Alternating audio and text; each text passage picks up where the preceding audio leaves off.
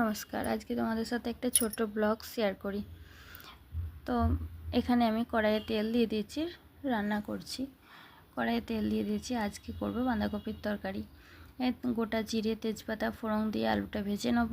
তারপর টমেটোটা দিয়ে ভালো করে ভাজা হয়ে যাওয়ার পরে টমেটোটা দেওয়ার পর আদা হলুদ দিয়ে ভালো করে আলুটা কষে নেব। এখানে মিষ্টি দিয়ে দেবো, একটু নুন দিয়ে দেবো, একটু জিরে গুঁড়ো দিয়ে দেবো, একটা লঙ্কা দিয়ে জল দিয়ে ভালো করে কষা হয়ে যাওয়ার পরে বাঁধাকপিটা আমি দিয়ে দেবো। এখানে বাঁধাকপিটা কিছুক্ষণের জন্য ঢাকা দিয়ে রেখেছিলাম, বাঁধাকপি থেকে জল ছেড়ে দিয়েছে, এটা বাঁধাকপিটা রেডি হয়ে গেছে। এরপর এখানে চাপাচ্ছি মাছের ঝাল। মাছের ঝালের তেলের ওপরে টমেটো পেঁয়াজ দিয়ে ভালো করে রসুন দিয়ে ভালো করে কষে সর্ষের জল দিয়ে ফুটতে দিয়েছি। এখানে ভেজে রাখা মাছগুলো এর উপরে দিয়ে দেবো। এর উপরে ঝালটা রেডি হয়ে গেছে। এখান থেকে কিছুটা ধনেপাতা দিয়ে দিয়েছি, একটু কাঁচা সর্ষের তেল দিয়ে আমি এটা নামিয়ে নেব।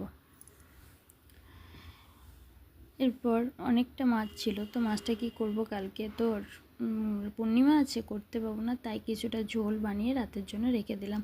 তাই তোমাদের সাথে ঝোলটাও শেয়ার করলাম।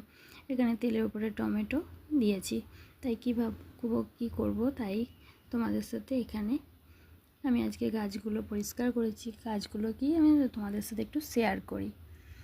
তো এখানে আমার এই গাছগুলো আমি লাগিয়েছি, পেয়ারা, মানি প্লান্ট,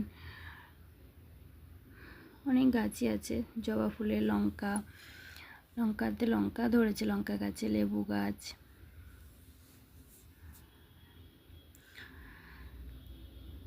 তাই আমি তোমাদের সাথে একটু শেয়ার করলাম। এখানে মেঘলা ওয়েদার, আকাশটাও বেশ ভালো লাগছিলো, তাই তোমাদের সাথে আরও একটু মেঘটাও আকাশটা তুলে দিলাম, দারুণ ভালো হাওয়া দিচ্ছিল। আর এখানে আমি তার মাঝে আলুটা মশলাটা কষে আমি রেডি করে রেখে গেছি। তো এর উপরে কিছুটা জল ঢেলে দেবো আলুটা সেদ্ধ হবার জন্য। জল ঢেলে কিছুক্ষণ ফুটতে দেবো মাছগুলো দিয়ে। কিছুটা উপর থেকে ধনেপাতা দিয়ে আমি ঝোলটা নামিয়ে নেব। তো আমার ভিডিওটা কেমন লাগলো, ঝোলটা রেডি হয়ে গেছে, এবার ঝোলটা আমি নামিয়ে নেব। এখানে আমি আমাদের আরেকটু জিনিস দেখাই তোমাদেরকে, যেখানে আমি তুলসী গাছটা লাগিয়েছি। তো কেমন লাগছে বলো, আকাশটা পরিবেশটা খুব সুন্দর লাগছে।